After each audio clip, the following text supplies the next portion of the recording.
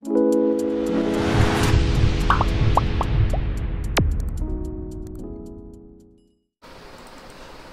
বিষয় 2024 সালের ষষ্ঠ শ্রেণীর তৃতীয় পর্যায়ক্রমিক মূল্যায়নের ইংরেজির সেট 1-এর প্রশ্ন এবং তার উত্তর। তোমার তৃতীয় পর্যায়ক্রমিক মূল্যায়ন আগামী নভেম্বর মাসের শেষের দিকে অথবা ডিসেম্বরের শুরুতে অনুষ্ঠিত হবে।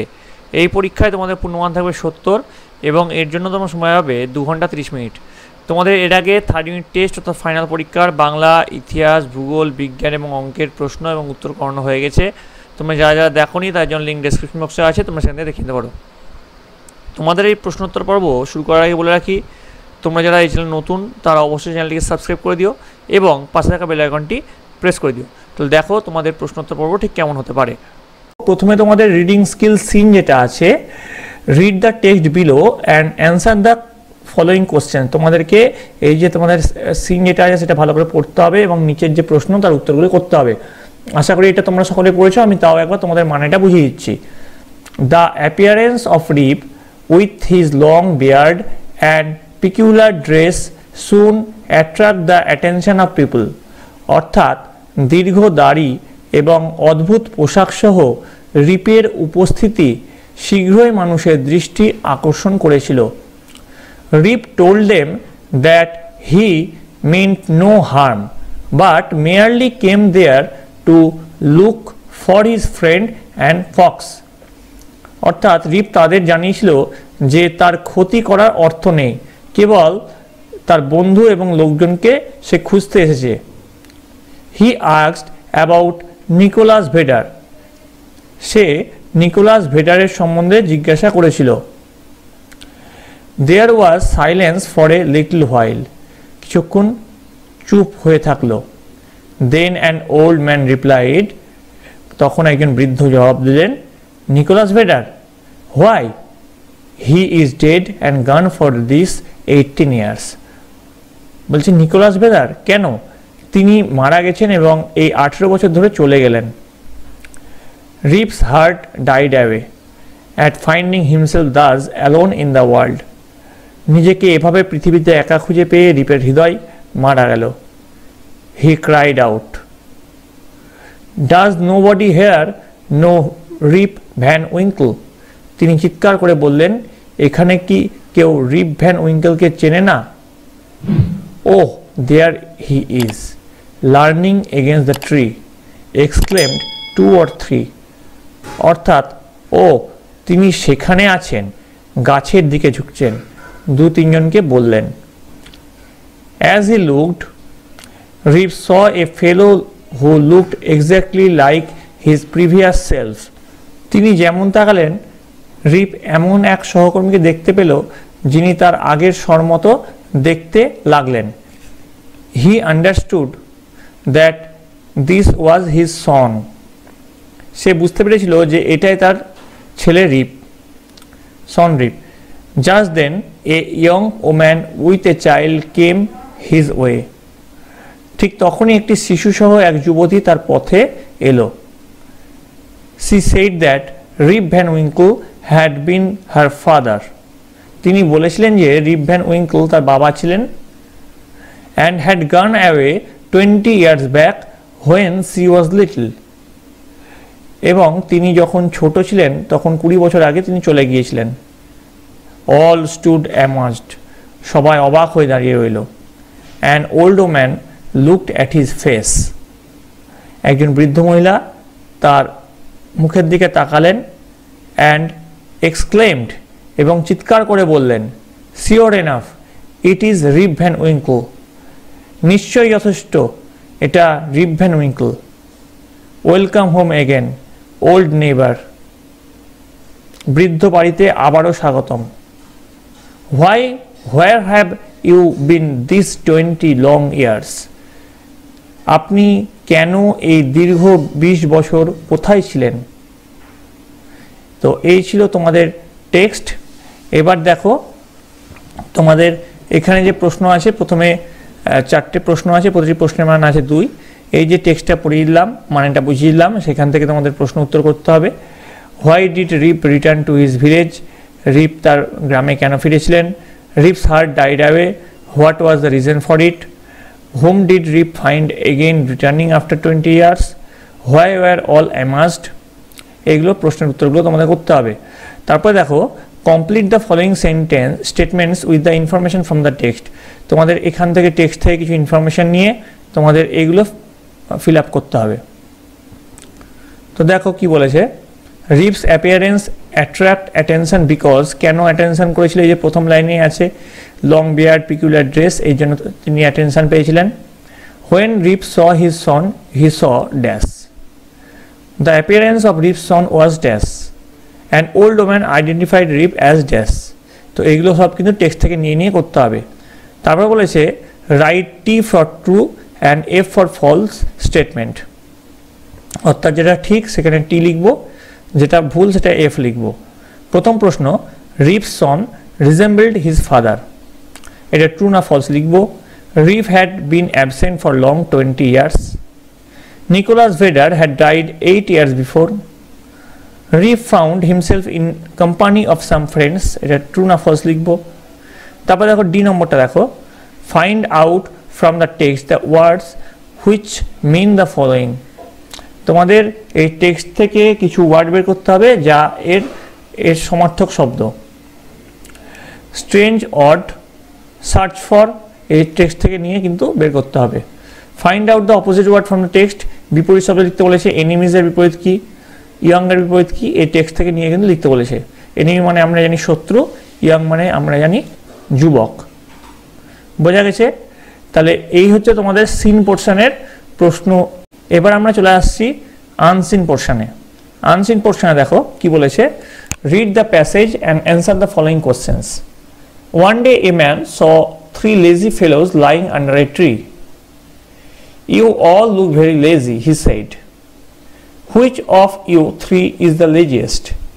I will give him a prize. এবার কি বলেছে মানেটা দেখো, একদিন একটা মানুষ 3জন কুড়ে লোককে একটা গাছের তলায় দেখলো। তো তিনি তখন বললেন যে তোমরা সকলেই দেখতে পাচ্ছি তোমরা 3জনেই খুব কিন্তু অলস, তোমাদের 3জনের মধ্যে সবচেয়ে অলস কে, আমি তাকে একটা উপহার দিব। I am the laziest, cried one, একজন চিৎকার করে বলল আমি হচ্ছি সবচেয়ে কুঁড়ে। And he jumped up quickly to take the prize, এবং সে তাড়াতাড়ি জাম্প করলো, অর্থাৎ লাফিয়ে উঠে গেল প্রাইজটা নেওয়ার জন্য। তখন বলছে no no said the man, মানুষটা বলল না না, you are far too active, তুমি যথেষ্ট কিন্তু অ্যাক্টিভ, অর্থাৎ তুমি যথেষ্ট সচল। Forwarding his palm to the man, the second fellow said give it to me, I am the laziest. অর্থাৎ তার হাত তুলে একজন মানুষ, আর একজন যে সেকেন্ড যে মানুষ সে বলবো যে এটা আমাকে দাও, আমি সবচেয়ে কুঁড়ে। তারপরে দেখো I don't think you are, said the man, মানুষ বলল আমার মনে হয় তুমি সেটা নও। Put it into my pocket, said the third man, third man অর্থাৎ 3 নম্বর মানুষটি বলল প্রাইজটা আমার পকেটে পুরে দাও। উইদাউট মুভিং মানে কোনো রকম নড়াচড়া না করে। The man laughed and put the rupee into the third fellow's pocket, মানুষটা হাসলো এবং ওই যে টাকাটা 3 নম্বর যে মানুষ আছে তার পকেটে গুজে দিল। ইয়েস হি সেড, সে বলল হ্যাঁ। You are indeed the laziest fellow ever met, আমি এতদিন আমি যত কুঁড়ে মানুষ দেখেছি তার মধ্যে তুমি সবচেয়ে কুঁড়ে মানুষ। কেন কুঁড়ে মানুষ? সে যেহেতু এক ফোঁটা নড়াচড়া না করে তার পকেটে বলল, পকেটে তার প্রাইজটা পুড়ে দিতে, এতটাই কুঁড়েছে। এবার দেখো প্রশ্ন আছে, what were the 3 fellows doing? তো এর উত্তরে তোমরা লিখবে the 3 fellows lying under a tree. What did the man ask them? মানুষটা তাদেরকে কি জিজ্ঞাসা করেছিল? তো লিখবে the man ask them who was the laziest person between them, তাদের মধ্যে লেজিয়েস্ট পারসন কে? Why did the man give the prize to the third fellow? কেন সেই মানুষটা 3 নম্বর যে মানুষ আছে তাকে প্রাইজটা দিল?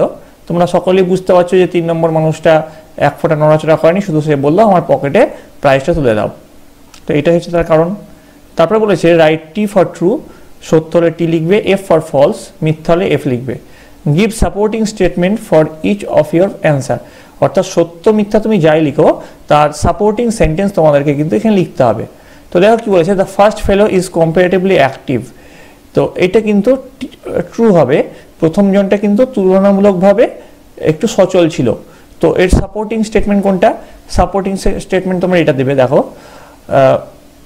I am the laziest, cried one, and he jumped up quickly to take the prize. তো এটা কিন্তু সাপোর্টিং সেন্টেন্স। তারপরে দেখো, the man gave the laziest person 100 rupees. তো laziest person কি বলেছে এখানে দেখো, তো এখানে দেখো এটা ট্রু লিখবে। এবার 100 এই ব্যাপারটা কিন্তু এখানে বলা নাই, শুধু এখানে লেখা আছে যেটা put the rupees into third fellow's pocket, অর্থাৎ থার্ড ফেলো যে ছিল সেই কিন্তু সবচেয়ে লেজিয়েস্ট ছিল, সে সবচেয়ে কুড়ে ছিল, তার পকেটে কিন্তু প্রাইজটা ঢুকিয়ে দিয়েছিল। এবার দেখো, তো third fellow came quickly to take the prize, এটা ফলস। থার্ড ফেলো কিন্তু এক ফোঁটা নড়াচড়াও করেনি, সে শুধু বলেছিল আমার পকেটে প্রাইজটা ঢুকিয়ে দিতে। তাহলে এটা হবে put it into my pocket said the third man without moving. এটা সাপোর্টিং সেন্টেন্সটা এখানে লিখে দেবে। বলেছে make meaningful sentence with the following. Prize দিয়ে একটা বাক্য লিখতে হবে তোমাদেরকে, জাম্প মানে লাফানো দিয়ে একটা বাক্য লিখতে হবে। তারপরে দেখো লাফ মানে হাসা দিয়ে একটা বাক্য লিখতে হবে। এবার দেখো চলে আসছি গ্রামার অ্যান্ড ভোকাবুলারি সেকশনে। এখানে কি আছে বলেছে, feel in the blanks with articles and preposition. Article এবং প্রিপোজিশন দিয়ে তোমাদেরকে এই ফিলিংটা ব্যাক করতে হবে। এখানে তোমরা পাবে 5 নম্বর। প্রথমটা দেখো, she is fond of music, আমরা জানি অফ বসে সবসময়, fond dash music. The man died dash cholera. A kilogram is dash unit of weight. Listen dash me. Open dash page 10। তো এগুলো আর্টিকেল এবং প্রিপোজিশন দিয়ে ফিল আপ করতে হবে। তারপরে দেখো, fill in the blanks with verbs in agreement with the subject. এখানেও কিন্তু 5 আছে। প্রথমটা দেখো, everyone dash present. Rice dash my main food. One of the boys dash a liar. 4 নম্বর দেখো, each of the boys dash been given a book. Bread and butter dash is breakfast. তারপরে দেখো C নম্বর কি বলেছে, add a suitable prefix or suffix to each of the word given in the bracket and fill in the blanks accordingly. এই যে তোমাদের এখানে যেগুলো আছে তার প্রিফিক্স সিফিক্স বসিয়ে তোমাদেরকে এটা ফিল আপ করতে হবে। Murshidabad is a place of dash importance. This is an dash answer. Why, যেমন এখানে কি ইনকমপ্লিট অ্যান্সার, ইনকমপ্লিট একটা কি হয়ে গেল, প্রিফিক্স হয়ে গেল, ইনটা বসিয়ে দিলে তোমরা এরকমভাবে করতে হবে। Why are you so dash in your class, irregular. On hearing a bad news she become dash restless লিখে দেবে, তাহলে এটা কি হয়ে গেল, সাফিক্স হয়ে গেল। He is spending a dash, এখানে পেন দিয়ে লিখতে হবে life for facing an accident, এখানে পেনফুল লাইফ লিখে দেবে, তাহলে হয়ে গেল একটা সাফিক্স। এইভাবে এটা লিখতে হবে। পরে যেটা বলেছে writing, develop a story within 60 words based on the following points, add a title and a moral to the story. তোমাদেরকে এই পয়েন্টের উপর বেস করে তোমাদের একটা স্টোরি লিখতে বলেছে। কি কি পয়েন্ট আছে, an old lady loses vision, call in a doctor, agrees to pay a large fee, doctor remove some of her furniture daily, lady is cured, she refused to pay, says she cannot see any of her furniture। মানে গল্পটা তোমরা এইভাবে লিখবে, আমি একটু ছোট্ট করে বলে দিচ্ছি। একজন বৃদ্ধা মহিলা চোখে দেখতে পেত না, সে একজন ডক্টরকে ডাকলো, ডক্টর এবং সে রাজি হলো ডক্টরকে একটা বড় ফি দিতে, অর্থাৎ ডক্টর প্রচুর টাকা নিয়ে বলেছিল এই চোখটা ঠিক করার জন্য। তো সে সেটা রাজি হয়েছিল। ডক্টর এবার দেখলো যেহেতু সে অন্ধ সেই বৃদ্ধাটা, তার জন্য তার ঘর থেকে সমস্ত আসবাবপত্র অল্প অল্প করে সরাতে লাগলো।